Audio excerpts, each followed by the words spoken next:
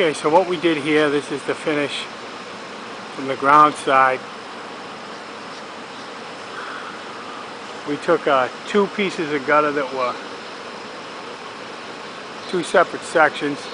We built out the back of the building so that it would receive one 6-inch drain pipe. I mean, one 6-inch gutter on a 12-inch PVC fascia. And then this is from the ground side.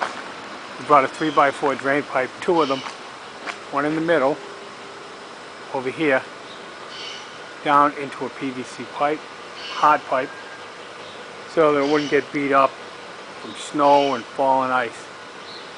And then we did the same thing down on the left side.